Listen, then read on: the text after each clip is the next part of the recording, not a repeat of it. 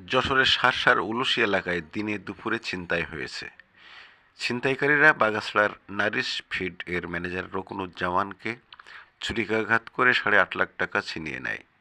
এই ঘটনায় 2 ছিনতাইকারী আটক হলেও বাকিরা পালিয়ে যায়। বিস্তারিত দেখুন ভিডিওতে।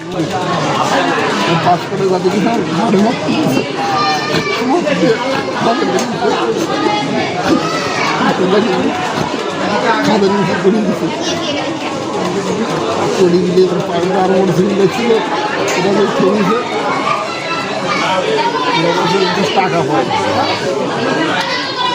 দল করে না কি করে সব বলছে টাকা পায় আরো আর ওদের বললে তোদের মারবো সেই ওরা চলে গেল ওরা বলছে তো চিনি পাকা ছেলে বড়ি রকম তাই ওরা বলি চলে গেছে বাইরে করে চলে গেছে ওরা সব রাস্তা ঘুরে আবার 2-3 দাঁড়ায় রয়েছে এখানে একদম আমার থেকেই আমি রক্ত পড়ছে এরকম কিন্তু ধরে রাখি রক্ত ফিরে মারছে আমি তখন তাড়াতাড়ি আমাদের গেঞ্জি দিয়ে রক্ত এরকম সেই বিধু দিল মাংস ঝলছে ওরা রাস্তার উপর দাঁড়ায় দিয়েছে যারা আসছে রাস্তা যাচ্ছে শুধু বলছে বেরিয়ে যাও শুধু বলছে বেরিয়ে যাও বুঝলি 2-3 মিনিট দেরি করেছে বিশ্বাস কিনে মাথায় আবার 2 মিনিট করতে আব্দুর রশিদ রোকন উনি আমার ছোটো বোনাই আমার সাথে ব্যবসায়িক আছে। সে আজকে বুধবার নাভারণ বাজারে আমার খাদ্যর ব্যবসার কালেকশন থাকে।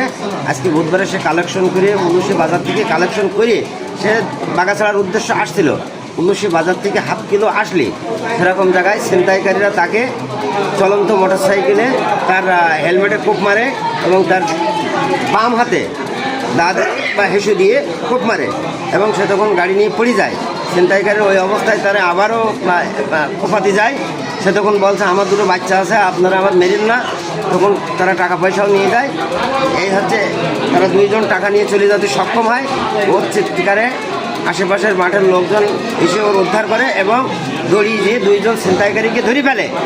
এই 2 জন ছিনতাইকারীকে ধরে উলুশী বাজারে নিয়ে এসে উলুশীর বিএনপির পার্টি অফিসে রাখে। স্থানীয় লোকজন তারে কম বেশ একটু মারধরও করেছে। পরবর্তীতে আমি যেটা জানি, শার্শা থানা পুলিশকে খবর দেওয়ার পরে শার্শা থানা পুলিশ তাকে এখান থেকে নিজে থানা পুলিশ নিয়ে যায় এবং এখন পুলিশের হেফাজতে আসামিরা আছে। আমরা সাধারণ ব্যবসায়ী, আমরা ব্যবসার কাজে টাকা পয়সা তাগেদা করতে হয়। আজকে যে ঘটনা ঘটেছে এই সন্ত্রাসী ছিনতাইকারীদের দৃষ্টান্তমূলক শাস্তি চাই এবং আমার যে টাকাগুলো উদ্ধার হয় সেই ব্যবস্থা প্রশাসনের কাছে আমি জোর দাবি যাচ্ছি এবং আর যেন এরকম কারোর যেন না হয়। প্রশাসন এই বিষয়ে অত্যন্ত সচেতন থাকবে, এইটা আমাদের দাবি।